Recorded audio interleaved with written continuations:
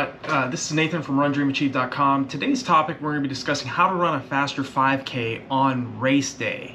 And again, this is on race day. So I'll discuss some of the other strategies and kind of things I want you to be thinking about in order to run a faster 5K. But on race day, when it really counts, is what I want to really kind of dig in on. And I think on race day, it's very, very easy to be nervous, and being a little bit nervous on race day is totally normal. But if you want to run faster of the 5K race on that race day, watch your pace in that first mile. Okay, when I ran the 5K, I have a personal best of 14:18 for 5K, so I do understand how anaerobic this race is, how painful it is, and how you really have to be in it mentally in order to run fast over the 5-kilometer event. My strategy always when I ran the 5K was to make it a 2.1 mile race rather than a 3.1 mile race. I would always focus on just getting through that first mile, getting out at a decent clip, but not redlining that first mile of the race. You're not going to win a 5K in the first mile of that particular event.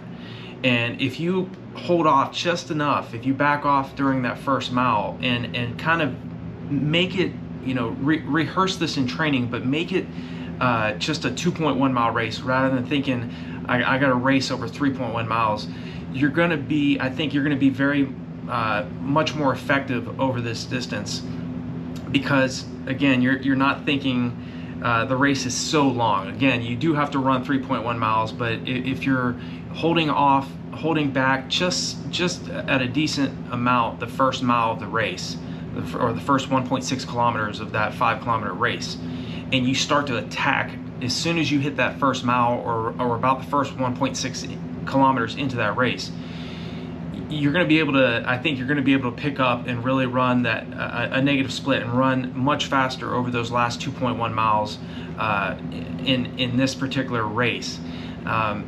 Because the race is so short, you don't necessarily have to drink as much as you would during, say a half marathon or a marathon race. Just always remember on race day, it doesn't matter what the conditions are like. It doesn't matter if it's raining, if it's snowing, if it's windy, if it's hot out. All your competitors that you're lining up against have to deal with the same issues that you have to deal with.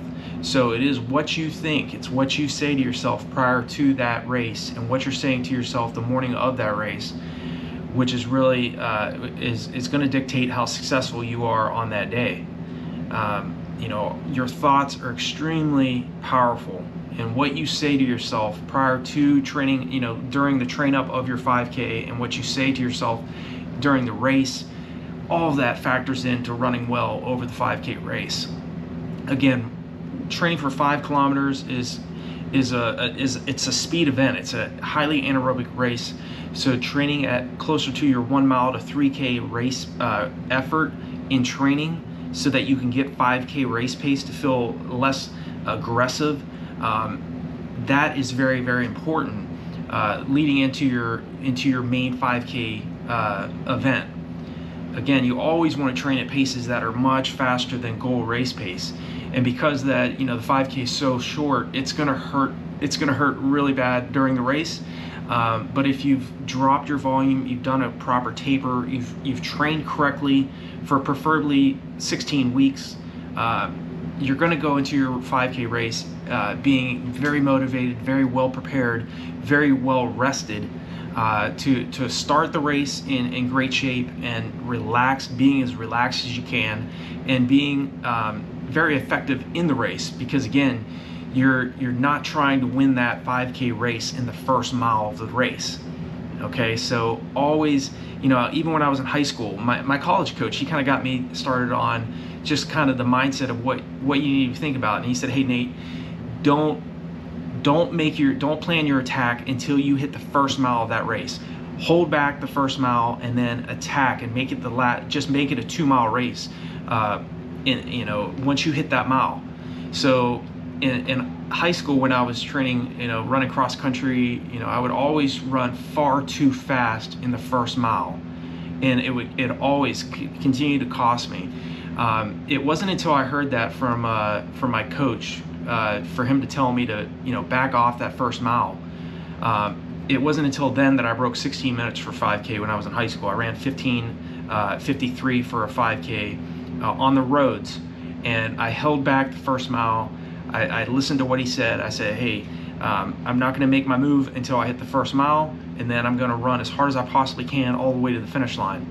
And that kind of took the I don't know what it was, but just thinking more of the race as a two-mile race, or a little over 2-mile race, rather than thinking of 3.1 miles.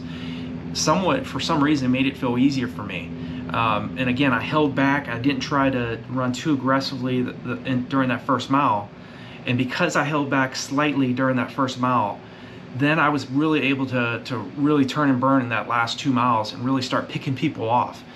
And again, because the race is so short, be aware. If you haven't ran a 5K and you're trying to run a fast time over the 5K race, be prepared to know that one, it's going to hurt, but if you've trained properly and you haven't beaten yourself up in training so much, and if you've had past, even if you've had past races where you've run the 5K and you haven't quite gotten it right, again, focus on what went right during those past events. Learn from the mistakes that you made, and don't continue to harp over bad workouts or even bad races. Okay, poor performances sometimes happen. It's part of the process of success.